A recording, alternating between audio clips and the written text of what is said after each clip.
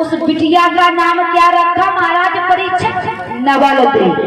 उस बिटिया का नवलदे नाम रखा और दिन ही दिन बढ़ रही है चंद्रमा की भांति, इतनी सुंदर है, इतनी सुंदर है। बाकी आंखें तो ऐसी हैं जो हिरनिया शर्मा के बादशाह है, और नाक तो ऐसी है जो सुबह उड़ जाए, और ऐ बोलो तो ऐसी है धनुषा तारगी, और ओठ तो मदन भैया ऐसे है जैसे कि संतरा जैसी खांपे। इतना सुंदर रूप है उस बिटिया का बनाया है।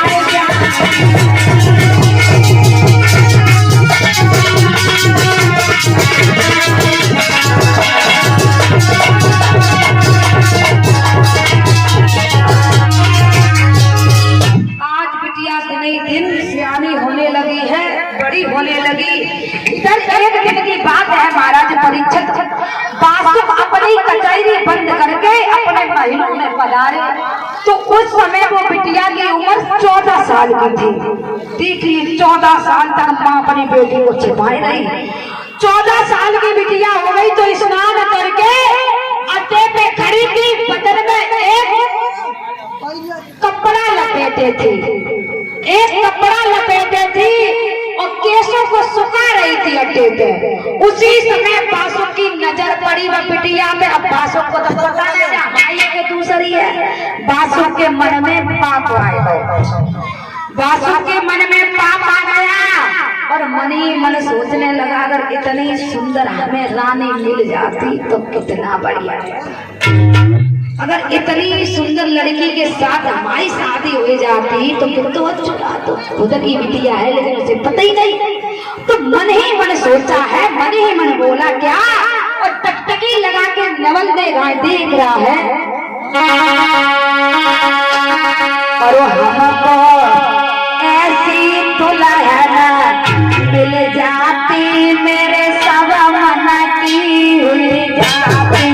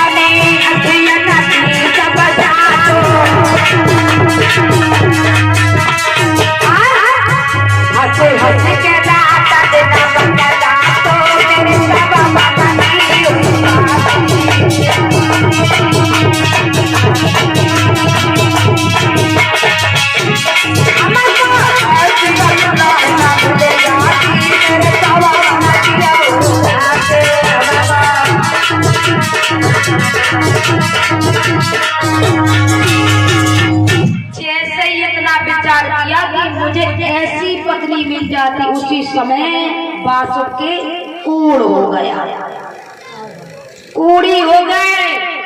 और जब कूड़ी हो गए तो अपनी पत्नी के पास पहुंचे और पत्नी से कहा है, देवी हमें ये बताओ, ये अड्डे पे इतनी सुंदर लड़की है, ये कौन है?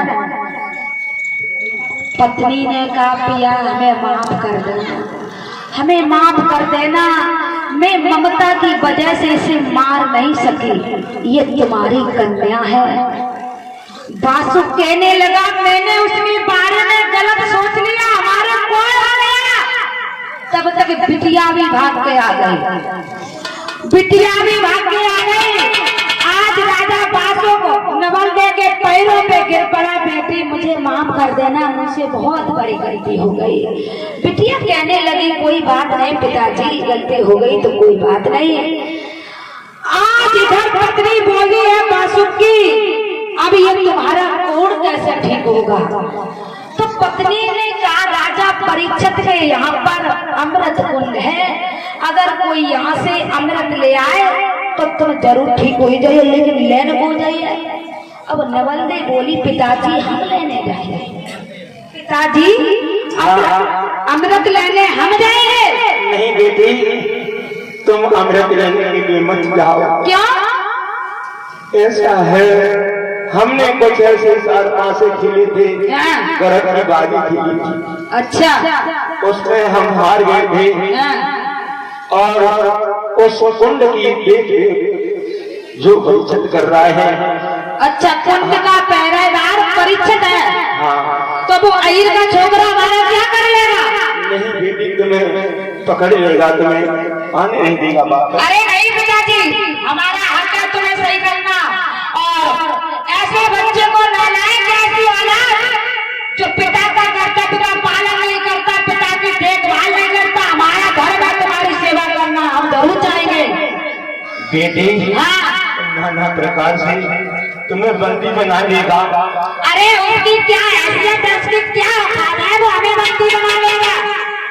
और बोली है बिटिया, आज बासु कहने लगे हैं, और सुता तेरे प्राण से प्यारी, सुता तेरे प्राण से प्यारी, और चल भर देना तेरे परीक्षित योद्धा बलदा दी, सुता तेरे बन जाऊंगी।